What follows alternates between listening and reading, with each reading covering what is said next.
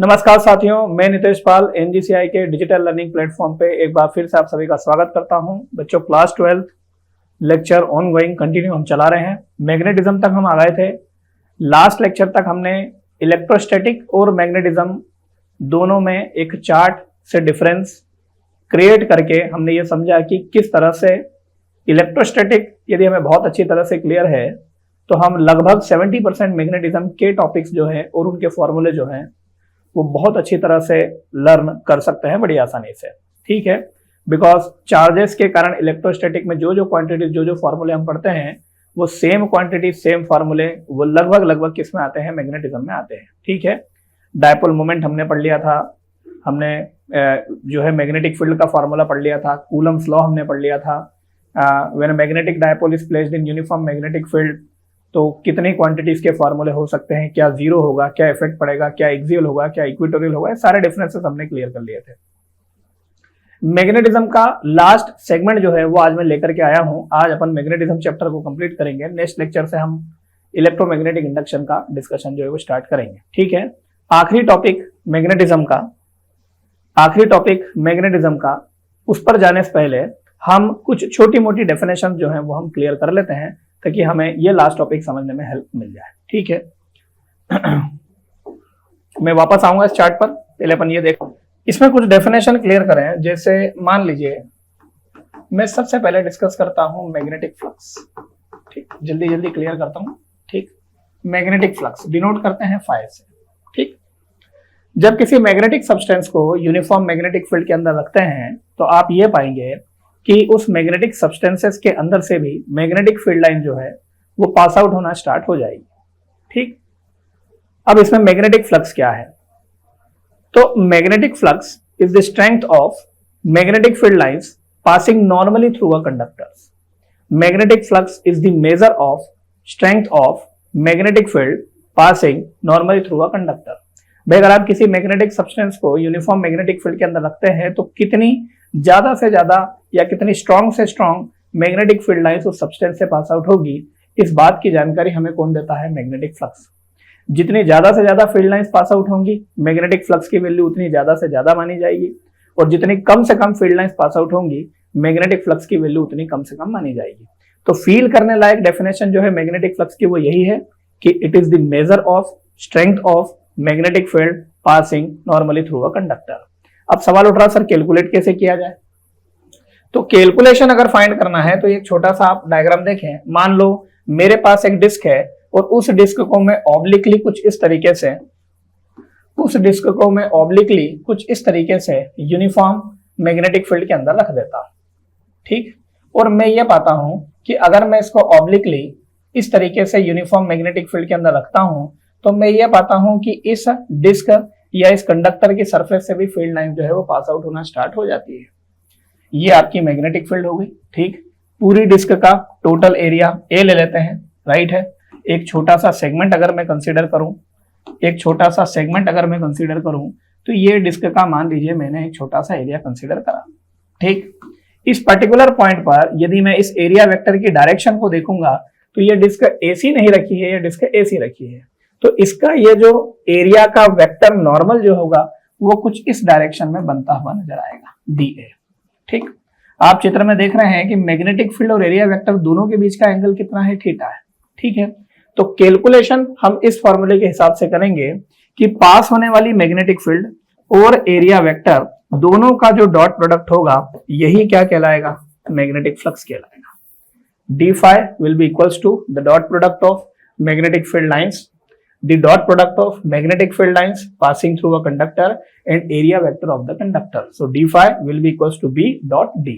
Understood? ये magnetic flux है आपका। ठीक, आप जब डॉट हटाएंगे so it is also written as d phi will be equals to b into कितना है da, और ये हो जाएगा cos थीटा। ठीक, चेक करें, ये मैग्नेटिक फ्लक्स का फॉर्मूला है। क्लियर है? इस पूरे फॉर्मूले के अंदर में आप जो cos थीटा में जो थीटा देख रहे हैं, it will show the angle between the direction of area vector and direction of magnetic field. इस पूरे फॉर्मूले में आप जो cos थीटा देख रहे हैं बेसिकली वो किसी भी कंडक्टर के एरिया के किसी पॉइंट से खींची हुई 90 डिग्री की लाइन जिसको एरिया वेक्टर बोला जाता है, उस एरिया वेक्टर की डायरेक्शन और मैग्नेटिक फील्ड की डायरेक्शन दोनों की डायरेक्शन के बीच का एंगल होता है। ठीक है। So d will be equal to b dot da। For finding the total flux आप ऐसा भी लिख सकते हैं phi will be equal to integration of d हो जाएगा, ठीक। और आप यहाँ पर b डॉट da भी लिख सकते हैं, ठीक। ये आपका मैग्नेटिक फ्लक्स क्लियर है। चलिए यूनिट की बात करते हैं, यूनिट क्या हो सकती है। तो मैग्नेटिक फ्लक्स की SI यूनिट पूछा जाता है। मैग्नेटिक फ्लक्स की SI यूनिट वेबर होती है। क्या होती है? वेबर, जिसको डिनोट करते हैं WB से, ठीक। और उसी मैग्नेटिक फ्लक्स की CGS यूनिट की यदि हम बात करें तो मैग्नेटिक फ्लक्स की CGS यूनिट होती है मैक्सवेल। क्या होती है? मैक्सवेल। और याद रखें 1 weber will be also equals to 10⁸ maxwell. एक वेबर जो होता है वो 10⁸ मैक्सवेल के बराबर होता है। क्योंकि मैग्नेटिक फ्लक्स की SI यूनिट वेबर है तो इस मैग्नेटिक फ्लक्स की SI यूनिट वेबर पता पड़ने के बाद में मैग्नेटिक फील्ड की आप चाहें तो एक यूनिट और बना सकते हैं, ये भी पूछा जाता है। और वो मैग्नेटिक फील्ड की एक यूनिट और हो जाएगी B की यूनिट होगी वेबर पर मीटर स्क्वायर। क्या होगा? वेबर पर मीटर स्क्वायर, ठीक। ये एक यूनिट और हो जाएगी, ठीक। So this is magnetic flux. Understood? बढ़े आगे? चलिए आगे बढ़ते हैं। एक तो ये आपको डेफिनेशन ध्यान रखनी है, ठीक है। चलिए दूसरी डेफिनेशन में आपको बताता हूं। अगर आपको मैग्नेटिक सब्सटेंसेस क्लियर करना है तो एक डेफिनेशन आपको ये भी ध्यान रखनी है, ठीक। जिसको बोला जाता है इंटेंसिटी ऑफ मैग्नेटाइजिंग फील्ड, जिसको बोला जाता है intensity of magnetising field and it is also called as H field, ठीक। इसको एच फील्ड भी बोला जाता है, इंटेंसिटी ऑफ मैग्नेटाइजिंग फील्ड, ठीक। हेडिंग पर जाइए, आपको क्लियर होगा। Intensity of magnetising field. सबसे पहले बच्चों ये समझिए कि मैग्नेटाइजिंग फील्ड का क्या मतलब है। मैग्नेटाइजिंग फील्ड का मतलब एक AC external applied magnetic field है जिसमें यदि आप किसी मैग्नेटिक सब्सटेंस को रखेंगे। मैग्नेटाइजिंग फील्ड का मतलब एक AC external applied magnetic field है या एक AC अप्लाइड मैग्नेटिक फील्ड की स्ट्रेंथ है जिसमें अगर आप किसी मैग्नेटिक सब्सटेंस को रखते हैं तो वो मैग्नेटिक सब्सटेंस उस फील्ड के अंदर अपने आप को क्या करता है? मैग्नेटाइज्ड करता है। क्या करता है? अपने आप को मैग्नेटाइज्ड, ठीक। किसी भी अप्लाइड मैग्नेटिक फील्ड की वो स्ट्रेंथ जिस स्ट्रेंथ से वो किसी मैग्नेटिक सब्सटेंस को इजीली मैग्नेटाइज्ड कर देती है, हम उस अप्लाइड मैग्नेटिक फील्ड की स्ट्रेंथ को ही क्या बोलते हैं? Intensity of magnetising field. क्या बोलते हैं हम? Intensity of magnetising field. Understood? किसी भी अप्लाइड मैग्नेटिक फील्ड की वह स्ट्रेंथ जिसमें यदि हम किसी मैग्नेटिक सब्सटेंस को रखें तो ये फील्ड उस मैग्नेटिक सब्सटेंस को इजीली या स्ट्रांगली क्या करे? मैग्नेटाइज कर ले। That strength of applied magnetic field is called intensity of magnetising field, ठीक। इसका फॉर्मूला होता है H is equals to B naught divided by mu naught. यदि हम बात करते हैं किसमें? एयर में। अप्लाइड मैग्नेटिक फील्ड अगर एयर में है, और आप चाहें तो H equals to B divided by mu भी लिख सकते हैं।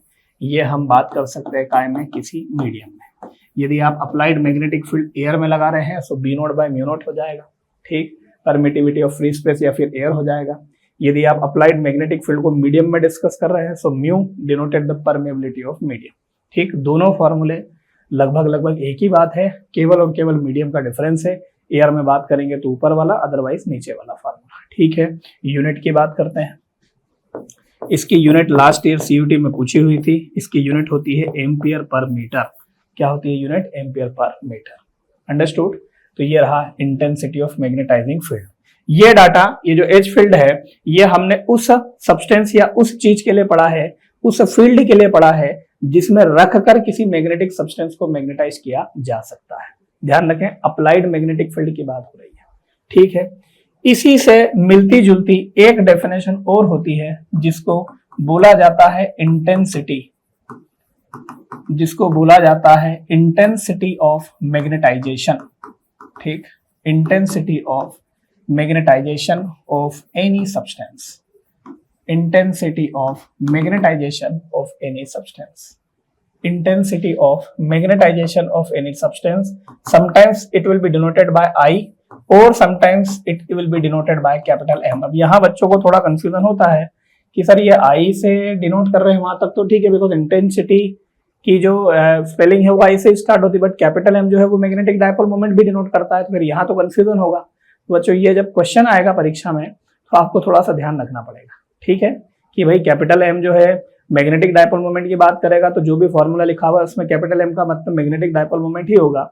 और अगर इंटेंसिटी ऑफ मैग्नेटाइजेशन बोल रहा है तो फिर जहां आई लिखा हुआ है उसका मतलब, जहां एम लिखा हुआ है उसका मतलब इंटेंसिटी ऑफ मैग्नेटाइजेशन होगा। वैसे 99% केस में कैपिटल आई से ही डिनोट किया जाता है, बट अगर किस्मत खराब रही तो ध्यान रखें आपको हो सकता हो कैपिटल एम भी देखने को मिल सकता है। आप समझे, यह इंटेंसिटी ऑफ मैग्नेटाइजेशन किसकी बोल रहा है, सब्सटेंस की बोल रहा है।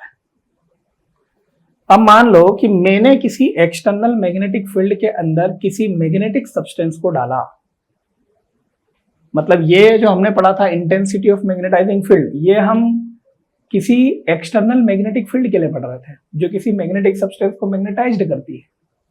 ये हम पढ़ रहे हैं किसी सब्सटेंस के लिए।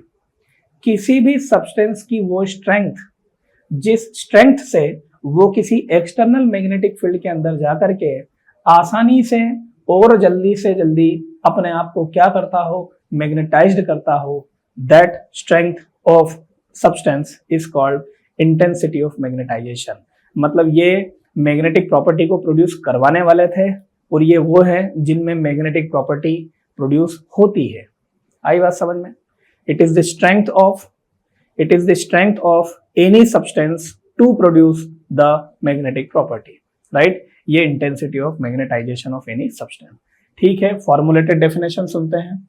If any substance will be put in external magnetic field, यदि मैंने किसी सब्सटेंस को उठा करके एक्सटर्नल मैग्नेटिक फील्ड के अंदर रखा तो किसी भी सब्सटेंस के यूनिट वॉल्यूम पर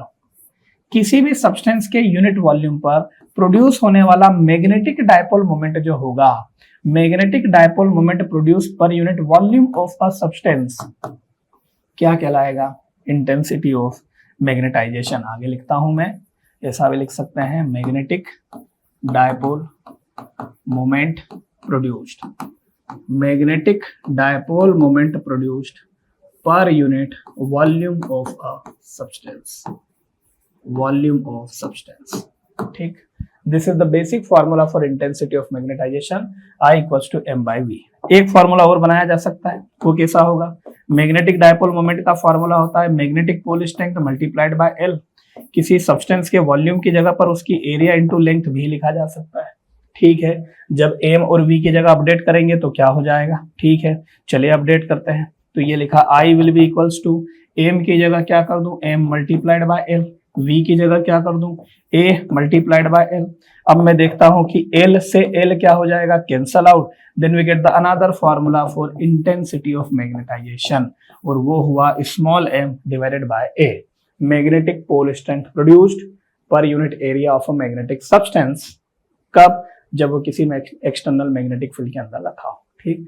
this is intensity of magnetisation, ठीक।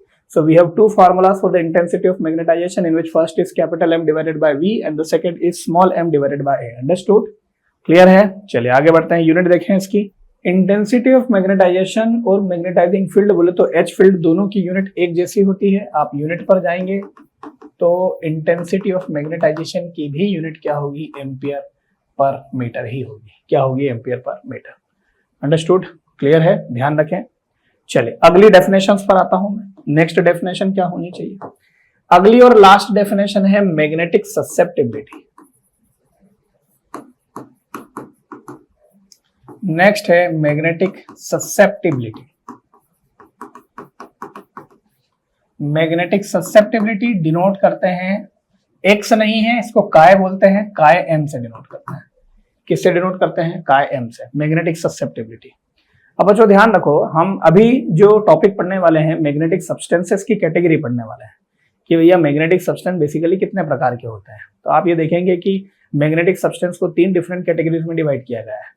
सम are diamagnetic, some are paramagnetic and some are ferromagnetics, ठीक। कुछ डाय है, कुछ पेरा है, कुछ फेरो है। अंडरस्टूड? तो magnetic susceptibility basically in magnetic substance से ही रिलेटेड है। किसी भी मैग्नेटिक सब्सटेंस की वो प्रॉपर्टी जो हमें इस बात का ज्ञान करवाती है कि वो मैग्नेटिक सब्सटेंस किसी प्रकार की एक्सटर्नल मैग्नेटिक फील्ड के अंदर अपने आप को कितने कम से कम समय में कितना ज्यादा से ज्यादा क्या करे, मैग्नेटाइज्ड करे। रिपीट करते हैं वापस, magnetic susceptibility is the intrinsic property of any magnetic substance by the virtue of which, जिसकी सहायता से हमें इस बात का ज्ञान होगा कि वो मैग्नेटिक सब्सटेंस किसी एक्सटर्नल मैग्नेटिक फील्ड के अंदर अपने आप को कितना आसानी से और कितना ज्यादा से ज्यादा मैग्नेटाइज कर सकता है। मतलब सीधा सीधा मेरे कहने का मतलब यह है, जिस किसी भी सब्सटेंस की मैग्नेटिक ससेप्टिबिलिटी की वैल्यू जितनी ज्यादा से ज्यादा होगी, वो उतने कम से कम समय में अपने आप को ज्यादा से ज्यादा मैग्नेटाइज्ड कर लेगा। और जिस किसी भी मैग्नेटिक सब्सटेंस की मैग्नेटिक ससेप्टिबिलिटी की वैल्यू जितनी कम से कम होगी, वह मैग्नेटाइज या तो नहीं करेगा या फिर उसको मैग्नेटाइज होने में समय ज्यादा से ज्यादा लगेगा। ये फील करने लायक डेफिनेशन है। इस डेफिनेशन से, इस थ्योरेटिकल डेफिनेशन से आपको ये समझ में आएगा कि what is the actual meaning of magnetic susceptibility. Understood? Clear? तो हो सकता है कि भाई डाय, पैरा और फेरो में से किसी की मैग्नेटिक ससेप्टिबिलिटी बहुत ज्यादा होगी, किसी की मैग्नेटिक ससेप्टिबिलिटी बहुत कम होगी, किसी की मैग्नेटिक ससेप्टिबिलिटी हो सकता है जीरो हो, है ना। तो ये एक क्वांटिटी है, ये एक प्रॉपर्टी है जो हमें बताती है कि how a magnetic substance can easily magnetised in any types of external magnetic field. Understood? Calculate कैसे किया जाए, तो अब अगली परिभाषा, it is the ratio of intensity of magnetisation of a magnetic substance to the intensity of magnetising field. I field और H field, I by H का जो रेशियो होता है, आई बाय एच का जो रेशियो होता है, क्लियर, आई बाय एच का जो रेशियो होगा वो क्या कहलाएगा, मैग्नेटिक ससेप्टिबिलिटी कहलाएगा। किसी भी मैग्नेटिक सब्सटेंस की इंटेंसिटी ऑफ मैग्नेटाइजेशन और applied magnetic field H field का जो रेशियो होता है वो क्या कहलाता है, मैग्नेटिक ससेप्टिबिलिटी। क्लियर है बच्चों? सबसे काम की बात, चूंकि ऊपर वाले की भी यूनिट वही है, नीचे वाले की भी यूनिट यही है, तो ध्यान रखें, इट इज अ, ये क्या है, it is a unitless and dimensionless quantity. ना तो इसकी कोई यूनिट होती है, it is a unitless and dimensionless quantity, ना तो इसकी कोई यूनिट होती है और नहीं इसका कोई डायमेंशन। पूछा हुआ है, ध्यान रखें। ठीक, तो ये हमने कुछ बेसिक परिभाषाएं क्लियर कर ली है, जिससे हमें फेरोमैग्नेटिक, डायमैग्नेटिक और पैरामैग्नेटिक को समझने में आसानी हो जाएगी। क्लियर है बच्चों? ठीक, अब सीधे आ जाते हैं पॉइंट पर। चले बच्चों, अब ध्यान से सुने। देखिए, ये जो टॉपिक अब अपन देख रहे हैं ये कंप्लीटली थियोरेटिकल है, इसमें आपको 99% चीजें याद करनी है, रटनी है, ध्यान रखें। ठीक है, magnetic substances, magnetic substances, they are the substances, ये वे सब्सटेंस होते हैं जिनको आप किसी एक्सटर्नल मैग्नेटिक फील्ड के अंदर रखते हैं, तो एक्सटर्नल मैग्नेटिक फील्ड के अंदर रखने पर इनके अंदर की मैग्नेटिक प्रॉपर्टीज या कुछ ना कुछ मैग्नेटिक प्रॉपर्टीज ये क्या करते हैं, डेवलप करते हैं। ऐसे सब्सटेंस जो एक्सटर्नल मैग्नेटिक फील्ड के अंदर जाते से ही कोई ना कोई इफेक्ट या वेरिएशन शो करें, इस टाइप के सब्सटेंसेस को क्या बोला जाता है, मैग्नेटिक सब्सटेंसेस। बेसिकली 3 प्रकार के होते हैं, जितने भी सब्सटेंसेस हैं उनको 3 कैटेगरी में डिवाइड किया है। पहला डायमैग्नेटिक होता है, दूसरा पैरामैग्नेटिक होता है और तीसरा फेरोमैग्नेटिक होता है। ठीक, सबसे पहले आते हैं डायमैग्नेटिक सब्सटेंसेस पे। Diamagnetic substances are the substances which are weakly repelled by an external magnetic field। ये ऐसे सब्सटेंस है जिनको अगर आप क्या करेंगे, किसी प्रकार की एक्सटर्नल मैग्नेटिक फील्ड के अंदर रखेंगे, तो ये एक्सटर्नल मैग्नेटिक फील्ड के अंदर जाते से ही मैग्नेटिक फील्ड की डायरेक्शन के अपोजिट डायरेक्शन में वीकली क्या होंगे, रिपल होंगे। वीकली क्या होंगे, रिपल होंगे। ये होते हैं डायमैग्नेटिक सब्सटेंस। इसी का जस्ट उल्टा कर दूं, ऐसे सब्सटेंस जिनको एक्सटर्नल मैग्नेटिक फील्ड के अंदर अपन डालें और एक्सटर्नल मैग्नेटिक फील्ड के अंदर जाते से ही जो है वीकली अट्रैक्ट हो जाते हैं। क्या हो जाते हैं, वीकली। ये डायमैग्नेटिक और पैरामैग्नेटिक में ये अंतर है, जो वीकली रिपल होंगे वो डायमैग्नेटिक, और जो वीकली अट्रैक्ट होंगे, अंडरस्टूड, उनको हम पैरामैग्नेटिक सब्सटेंस बोलते हैं। और फेरोमैग्नेटिक सब्सटेंस ये सबसे टॉप के हैं, सबसे जोरदार मैग्नेटिक सब्सटेंसेस है ferromagnetic substances which are strongly attracted by the external magnetic field। जो बाहरी मैग्नेटिक फील्ड में बहुत स्ट्रॉन्ग तरीके से अट्रैक्ट होते हैं उनको बोलते हैं फेरोमैग्नेटिक सब्सटेंसेस। ठीक, ferromagnetic substances. Magnetic material, on the basis of mutual interaction और behaviour of various material in an external magnetic field, the materials are divided into 3 main categories. Materials को बेसिकली 3 मेन कैटेगरी में हमने क्या करा है, divide किया है। Understood? सबसे पहला होता है डायमैग्नेटिक मटेरियल्स। ठीक है, diamagnetism is the intrinsic property of every material and it is generated due to the mutual interaction between the applied magnetic field and orbital motions of electron. ये point बहुत काम का है। जब आप किसी डायमैग्नेटिक सब्सटेंस को एक्सटर्नल मैग्नेटिक फील्ड के अंदर रखते हैं तो एक्सटर्नल मैग्नेटिक फील्ड के अंदर जाते से ही उसके अंदर के इलेक्ट्रॉनों का जो ऑर्बिटल मोशन स्टार्ट होता है, उसी से इनके अंदर कुछ मैग्नेटिक प्रॉपर्टीज डेवलप्ड होती है। और मैंने अभी आपको बहुत सिंपल परिभाषा बताई कि डायमैग्नेटिक सब्सटेंस ऐसे सब्सटेंस हैं जिनको आप किसी एक्सटर्नल मैग्नेटिक फील्ड के अंदर डालेंगे तो ये एक्सटर्नल मैग्नेटिक फील्ड के अंदर जाते से ही क्या होंगे, वीकली रिपल्ड होंगे। क्लियर है? ठीक, मैग्नेटिक फील्ड की डायरेक्शन के अपोजिट डायरेक्शन में भागेंगे। क्लियर है? चलिए अब आते हैं पैरामैग्नेटिक सब्सटेंस पर, पैरामैग्नेटिक मटेरियल्स पर। ये मैंने अभी आपको क्लियर करा। जैसे ही आप इनको किसी प्रकार की एक्सटर्नल मैग्नेटिक फील्ड के अंदर डालेंगे तो ये मैग्नेटिक फील्ड की डायरेक्शन में अट्रैक्ट तो होंगे लेकिन स्ट्रांगली नहीं। कैसे अट्रैक्ट होंगे? वीकली अट्रैक्ट होंगे। ये सबसे आसान परिभाषा है। In this substance the inner orbits of atom are incomplete, the electrons spins and uncoupled. यहाँ पैरामैग्नेटिक सब्सटेंस में इनकी मैग्नेटिक प्रॉपर्टी का जो कारण होता है वो बेसिकली इलेक्ट्रॉन का स्पिन मोशन होता है। क्या होता है? इलेक्ट्रॉन का स्पिन मोशन। डायमैग्नेटिक के अंदर क्या कारण है? Orbital motion of electrons. ठीक, ऑर्बिटल मोशन मतलब ऐसे गोल गोल घूमेंगे, ऐसे घूमेंगे गोल गोल। ठीक, ऐसे ऐसे घूमेंगे। ठीक, और स्पिन मोशन ऑफ इलेक्ट्रॉन्स का मतलब ऐसे स्पिन अपनी जगह पे ही ऐसे गोल गोल घूमेंगे, ऐसे घूमेंगे गोल गोल।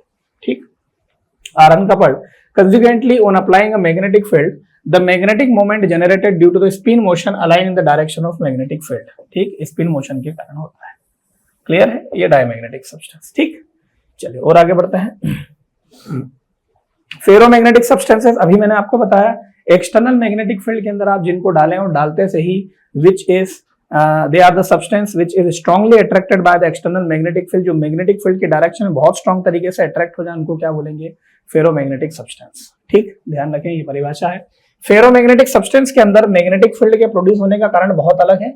यहाँ डोमेन बनते हैं बच्चों। क्या बनते हैं? डोमेन। डोमेन जो है basically domain is the bunches of various numbers of electron जो आपस में क्लस्टर के फॉर्म में जुड़ते हैं और एक प्रकार का क्या करते हैं? सेगमेंट बनाते हैं, जिसको बोला जाता है डोमेन। एक क्यूरी लॉ होता है, इसमें ध्यान रखें। क्यूरी लॉ हमें यह समझाता है कि किसी भी मैग्नेटिक सब्सटेंस की मैग्नेटिक ससेप्टिबिलिटी जो होती है वो बेसिकली टेम्परेचर की क्या होती है? इनवर्सली प्रोपोर्शनल होती है। देखो हमने कहीं ना कहीं सुन रखा है कि जब आप किसी मैग्नेटिक सब्सटेंस को क्या करते हैं? गर्म करते हैं। तो मैग्नेटिक सब्सटेंस को जब आप गर्म करेंगे तो जैसे जैसे आप गर्म करते जाएंगे उसका टेम्परेचर बढ़ाते जाएंगे, वो धीरे धीरे अपनी मैग्नेटिक प्रॉपर्टी को क्या करता जाएगा? लूज करता जाएगा। धीरे धीरे क्या करता जाएगा? अपनी मैग्नेटिक प्रॉपर्टी को क्या करता जाएगा? लूज करता जाएगा। और हो सकता है कि एक समय ऐसा आ जाए जब वो पूरी तरह से अपना मैग्नेटिज्म क्या कर दे? खत्म कर दे। ठीक, मतलब आप टेम्परेचर बढ़ाएंगे तो मैग्नेटिक ससेप्टिबिलिटी क्या होगी? इसकी घटेगी। ये अपना क्यूरी लॉ है। ठीक, कि according to this law the magnetic susceptibility of any substances, any magnetic substances is inversely proportional to their temperature. ठीक, तो काय प्रोपोर्शनल टू 1/t हुआ। प्रोपोर्शनलिटी का साइन हटेगा तो क्या आ जाएगा? कांस्टेंट आ जाएगा। काय इक्वल्स टू c/t हो जाएगा, जहां c को हम बोलते हैं क्यूरी कांस्टेंट और t का मतलब एब्सोल्यूट टेम्परेचर। ठीक, ये दे रखा है यहाँ पर। On increasing the temperature, temperature बढ़ाने पर the magnetic susceptibility of paramagnetic material decreases. Clear है? ध्यान रखें। क्लियर?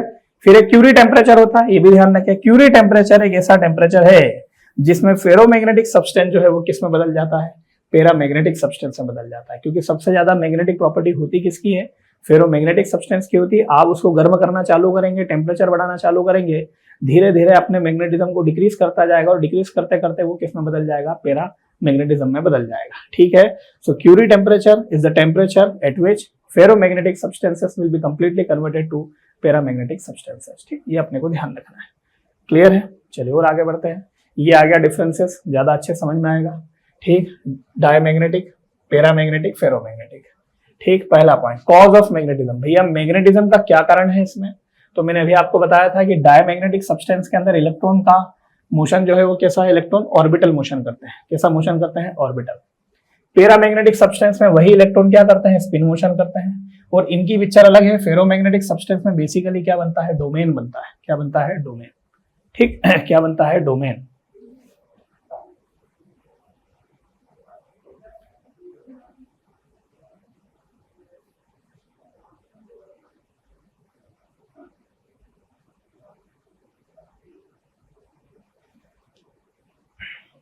एक्सप्लेनेशन ऑफ मैग्नेटिज्म पर आते हैं। डायमैग्नेटिक सब्सटेंस में एक्सप्लेनेशन ऑफ मैग्नेटिज्म में क्या है? तो फिर वही वाली बात है, यहाँ पर भी क्या होगा? On the basis of orbital motion of electrons. किसके आधार पर होगा?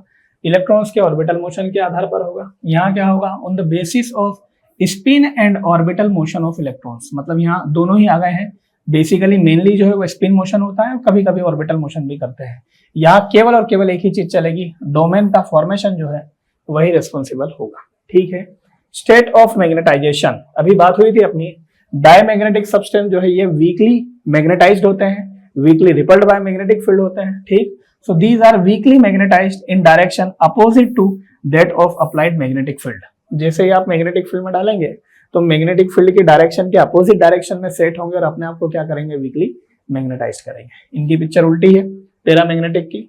जैसे ही एक्सटर्नल मैग्नेटिक फील्ड के अंदर डालेंगे तो मैग्नेटिक फील्ड की डायरेक्शन में ये अपने आप को क्या करेंगे, वीकली मैग्नेटाइज करेंगे। ठीक है, यहाँ लिखा हुआ है these get weakly magnetised in the direction of applied magnetic field. ठीक, opposite to the direction of applied magnetic field और in the direction of applied magnetic field. फिर यहाँ लिखा हुआ है फेरोमैग्नेटिक, डेफिनेशन बताते वक्त क्लियर किया था कि ये अपने आप को क्या करते हैं, स्ट्रांगली मैग्नेटाइज्ड करते हैं। क्या करते हैं, स्ट्रांगली मैग्नेटाइज्ड। जैसे ही फेरोमैग्नेटिक सब्सटेंस को किसी एक्सटर्नल मैग्नेटिक फील्ड के अंदर डाला, एक्सटर्नल मैग्नेटिक फील्ड के अंदर जाते से ही अपने आप को क्या करते हैं, स्ट्रांगली मैग्नेटाइज्ड करते हैं। क्या करते हैं, स्ट्रांगली मैग्नेटाइज्ड। अंडरस्टूड। ठीक, चलिए, on placing the gaseous material between the pole pieces, यदि हम क्या करते हैं, इनके पोल पीसेस के बीच में कोई गैसियस मटेरियल डाले हैं तो ये जो गैस होगी, gas expand at right angle to the magnetic field. Magnetic field की डायरेक्शन के राइट एंगल पर ये गैस जो है वो क्या होगी, एक्सपांड होगी। ठीक है, the gas expand in the direction of magnetic field. यहाँ जैसा कि डेफिनेशन में है, मैग्नेटिक फील्ड की डायरेक्शन में गैस क्या होगी, एक्सपांड होगी। फिर यहाँ क्या है, the gas rapidly expand in the direction of magnetic field. जल्दी से गैस जो है वो क्या हो जाएगी, मैग्नेटिक फील्ड के डायरेक्शन में एक्सपांड हो जाएगी। ठीक है, चलिए और आगे बढ़ते हैं। चलिए नेक्स्ट पॉइंट पर आते हैं, the value of magnetic induction B. ठीक, मैग्नेटिक इंडक्शन बी की वैल्यू क्या होनी चाहिए, तो मैग्नेटिक इंडक्शन जो है वो B naught external magnetic field in air से डायमैग्नेटिक सब्सटेंस के लिए क्या होगा, कम होगा। B less than B naught हो जाएगा, where B naught is the magnetic induction in vacuum. ठीक है, फिर पैरामैग्नेटिक और फेरोमैग्नेटिक जो है वो लगभग थोड़ी थोड़ी सेम प्रॉपर्टी शो करते हैं। पैरामैग्नेटिज्म का मैग्नेटिज्म कम होता है और फेरोमैग्नेटिक सब्सटेंस का मैग्नेटिज्म ज्यादा होता है। तो यहाँ इनका मैग्नेटिक इंडक्शन, परमेबिलिटी या मैग्नेटिक फील्ड इन एयर से क्या होगा, ज्यादा होगा। ठीक है, फेरोमैग्नेटिक है तो पैरामैग्नेटिक से हर प्रॉपर्टी थोड़ी क्या होगी, ज्यादा होगी। So magnetic induction is greater than क्या हो जाएगा, बी नॉट। ठीक है, चलिए और आगे बढ़ते हैं। मैग्नेटिक ससेप्टिबिलिटी, देखिए मैंने आपको जो इसकी डेफिनेशन बताई थी मैग्नेटिक ससेप्टिबिलिटी की, उसके हिसाब से आप खुद ही इसका आंसर लगा सकते हैं कि भाई मैग्नेटिक ससेप्टिबिलिटी बेसिकली ऐसी क्वांटिटी होती है जो हमें बताती है कि कौन सा मैग्नेटिक सब्सटेंस किसी एक्सटर्नल मैग्नेटिक फील्ड के अंदर अपने आप को कितना इजीली और कितना जल्दी से जल्दी क्या करेगा, मैग्नेटाइज करेगा। तो चूंकि फेरोमैग्नेटिक सब्सटेंस जो है वो strong magnetic field, strongly attract होते हैं मैग्नेटिक फील्ड से, तो इनकी मैग्नेटिक ससेप्टिबिलिटी क्या होगी, सबसे ज्यादा होगी। पैरामैग्नेटिक सब्सटेंस अट्रैक्ट तो होते हैं बट वीकली होते हैं, तो इनकी मैग्नेटिक ससेप्टिबिलिटी फेरोमैग्नेटिक की मैग्नेटिक ससेप्टिबिलिटी से क्या होगी, कम होगी। और जो डायमैग्नेटिक सब्सटेंसेस हैं उन डायमैग्नेटिक सब्सटेंसेस की मैग्नेटिक ससेप्टिबिलिटी सबसे कम होगी। तो यहाँ लिखा हुआ है डायमैग्नेटिक में लो होगी। ठीक, और लो मतलब कितनी, तो 0 से भी कम मतलब नेगेटिव होगी। ठीक, यहाँ देखें पैरामैग्नेटिक की लो तो होगी बट 0 से थोड़ी सी ज्यादा मतलब पॉजिटिव होगी। ठीक है, फेरोमैग्नेटिक सब्सटेंस पॉजिटिव होगी, वेरी हाई होगी, और वेरी हाई मतलब 10 की पावर 2 मतलब लगभग कितनी होगी, 100 टाइम्स होगी। कितनी होगी, 100 टाइम्स। ठीक, तो नेगेटिव है, लो है बट पॉजिटिव है, पॉजिटिव और वेरी हाई। ठीक है, चले फिर आते हैं डिपेंडेंसी ऑफ काय ऑन टेम्परेचर। मैग्नेटिक ससेप्टिबिलिटी का डिपेंडेंसी किस पर, टेम्परेचर पर। क्लियर है क्या? डायमैग्नेटिक सब्सटेंस क्लियर है, परिभाषा में पढ़ चुके हैं। इनका टेम्परेचर से कोई लेना देना नहीं है, राइट है, बिकॉज इनमें बहुत ज्यादा कोई मैग्नेटिज्म होता नहीं है। ठीक है, तो डायमैग्नेटिक सब्सटेंस की magnetic susceptibility does not depends on temperature, किसी भी तरह से टेम्परेचर पर डिपेंड नहीं करती है, केवल और केवल बिस्मिथ को छोड़कर। बिस्मिथ एक्सेप्शन है, ध्यान रखना है। ठीक, इसलिए मैग्नेटिक ससेप्टिबिलिटी और टेम्परेचर का डायमैग्नेटिक सब्सटेंस के लिए जो ग्राफ बनेगा वो कैसा बनेगा, स्ट्रेट लाइन बनेगा, है ना। इनकी मैग्नेटिक ससेप्टिबिलिटी टेम्परेचर बढ़ाने पर कैसी होगी, कांस्टेंट होगी। ठीक है, चलिए इधर बात करते हैं ऑन कूलिंग, ठंडा करने पर, टेम्परेचर कम करने पर these get converted to ferromagnetic materials. हाँ उल्टा हो जाएगा भाई, फेरोमैग्नेटिक सब्सटेंस में कन्वर्ट हो जाएंगे एट क्यूरी टेम्परेचर। ठीक, मतलब इनकी मैग्नेटिक ससेप्टिबिलिटी कहीं ना कहीं टेम्परेचर के किसी नजर आ रही है इनवर्सली प्रोपोर्शनल, इसलिए ग्राफ इस प्रकार से आपको दिखाई दे रहा है। क्लियर है? चलिए और आगे बढ़े। फिर यहाँ आ जाते हैं, these get converted into paramagnetic material at Curie temperature. आप इनका टेम्परेचर बढ़ाएंगे तो क्यूरी टेम्परेचर पर ये किस में बदल जाएंगे, पैरामैग्नेटिक मटेरियल्स में, और यहाँ भी क्यूरी टेम्परेचर के बाद में इनकी मैग्नेटिक ससेप्टिबिलिटी जो है it will be also inversely proportional to temperature. Clear है बच्चों? ठीक, रिलेटिव परमेबिलिटी पर आते हैं। ठीक, रिलेटिव परमेबिलिटी इनकी एक से कम होती है, ठीक, इनकी एक से ज्यादा होती है, और इनकी एक से बहुत बहुत ज्यादा होती है। फिर वही बात 10 की पावर 2 मतलब लगभग कितनी होगी, 100 होगी। ठीक है, चलिए आगे बढ़ते हैं।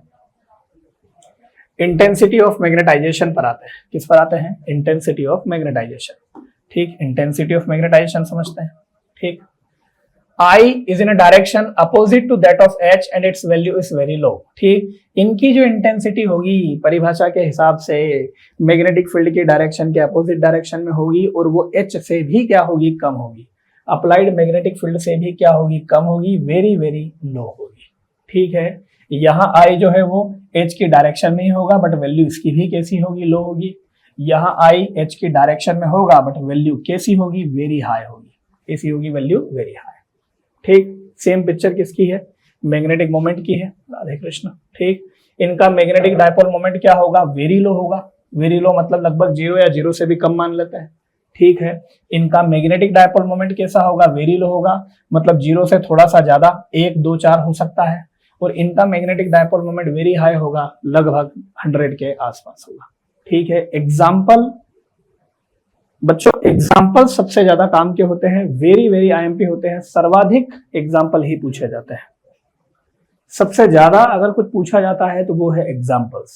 थोड़ा सा एग्जाम्पल में आपको मेहनत करना पड़ेगी बिकॉज बहुत सारे जो है एलिमेंट्स यहाँ पर दे रखे हैं। जैसे यहाँ देखें आप, डायमैग्नेटिक सब्सटेंसेस में, डायमैग्नेटिक सब्सटेंसेस में कॉपर आ जाएगा, सिल्वर आ जाएगा, गोल्ड आ जाएगा, जिंक आ जाएगा, बिस्मिथ आ जाएगा, एंटीमनी आ जाएगा, सोडियम क्लोराइड आ जाएगा, वाटर आ जाएगा, एयर आ जाएगा और डायमंड आ जाएगा। ठीक है, पैरामैग्नेटिक में जाते हैं, एल्यूमिनियम है, मैग्नीज है, प्लेटिनम है, सोडियम है, फिर कॉपर क्लोराइड है, फिर ऑक्सीजन है और क्राउन ग्लास। ठीक, क्लियर। फेरोमैग्नेटिक सब्सटेंस में आएंगे तो आयरन है, कोबाल्ट है, निकल है, कैडमियम है और आयरन ऑक्साइड्स है। ठीक, एग्जाम्पल ध्यान रखें। क्लियर है? ये मैग्नेटिज्म सेगमेंट जो है वो आपका यहाँ पर होता है कंप्लीट। मैं अगले लेक्चर में इलेक्ट्रोमैग्नेटिक इंडक्शन स्टार्ट करूंगा। ठीक है, अगले लेक्चर तक बने रहे एमजीसीआई के साथ। सभी को जय हिंद, नमस्कार बच्चों।